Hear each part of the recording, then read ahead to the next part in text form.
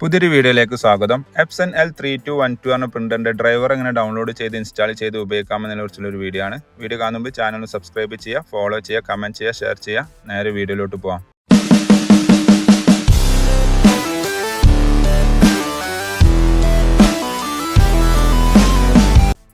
അപ്പോൾ ഏതെങ്കിലും ഒരു ബ്രൗസർ ഓപ്പൺ ചെയ്യുന്നു, അവിടെ ഗൂഗിളിൻ്റെ ഹോം പേജ് എടുക്കുക, അവിടെ എപ്സൺ L3212 ഡ്രൈവർ എന്ന് ടൈപ്പ് ചെയ്ത് സെർച്ച് ചെയ്യുക.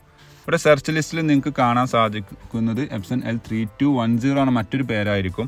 ഈ രണ്ട് മോഡൽ പ്രിൻ്ററും ഏകദേശം സെയിം തന്നെയാണ്, സെയിം സോഫ്റ്റ്വെയറും കാര്യങ്ങളൊക്കെയാണ് ഇതിന് വരുന്നത്. നിങ്ങൾക്ക് സംശയം ഉണ്ടെങ്കിൽ ഇവിടെ നിങ്ങൾക്ക് മൂന്നാമത് കാണുന്ന എപ്സൺ ഇന്ത്യയുടെ സൈറ്റ് കാണാൻ സാധിക്കും. ജസ്റ്റ് ഞാനതൊന്ന് ഓപ്പൺ ചെയ്ത് കാണിച്ചു തരാം. ഉണ്ടല്ലോ, ഇത് ജസ്റ്റ് ക്ലിക്ക് ചെയ്യുന്ന സമയത്ത് സൈറ്റ് ഓപ്പൺ ആയി വന്നിട്ടുണ്ട്. അതിൽ ഫോട്ടോ കാണുന്ന സമയത്തെല്ലാം എപ്സൺ L3210യുടെ സെയിം ഫോട്ടോ കാര്യങ്ങളൊക്കെയാണ് വരുന്നത്. പ്രിൻ്റർ സെയിം ആണ്. ചെറിയൊരു വ്യത്യാസം എന്തെന്ന് വെച്ചാൽ അതിൻ്റെ പേരിൽ മാത്രമേ ചെറിയൊരു വ്യത്യാസം വരുന്നുള്ളൂ മെയിൻലി. അപ്പോൾ നിങ്ങൾക്ക് ഇവിടെ കാണാൻ സാധിക്കും. അപ്പോൾ നോർമൽ കേസിൽ നിങ്ങൾക്ക് എപ്സൺ 3211 എന്ന മോഡലും 3212 എന്ന മോഡലും L3210 എന്ന പ്രിൻ്ററിൻ്റെ same driver, same specification, same usage തന്നെയാണ് വരുന്നത്. ഇത് തിരിച്ച് നമുക്ക് സൈറ്റിലേക്ക് വരാം.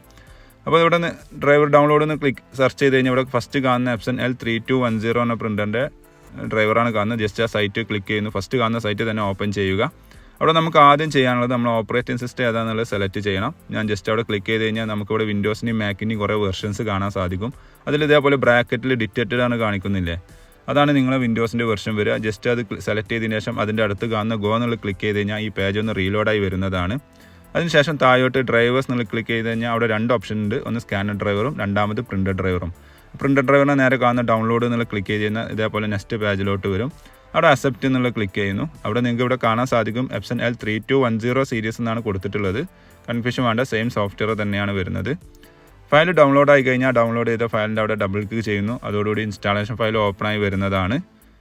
അല്ലെങ്കിൽ നമുക്കിവിടെ പ്രിൻ്ററിൻ്റെ പേരൊക്കെ 3210 എന്നാണ് കാണിക്കുന്നത്. ജസ്റ്റ് അത് ഓക്കെ എന്നുള്ള ക്ലിക്ക് ചെയ്യുന്നു. നെക്സ്റ്റ് ചോദിക്കുന്നത് നമ്മുടെ ലാംഗ്വേജ് ആണ്. ലാംഗ്വേജ് ഏതാ നിങ്ങളത് എന്നുള്ളത് സെലക്ട് ചെയ്യുക. ഞാനിപ്പോൾ ജസ്റ്റ് ഇംഗ്ലീഷ് എന്നുള്ളത് സെലക്ട് ചെയ്ത് ഓക്കെ എന്ന് കൊടുത്തിട്ടുണ്ട്.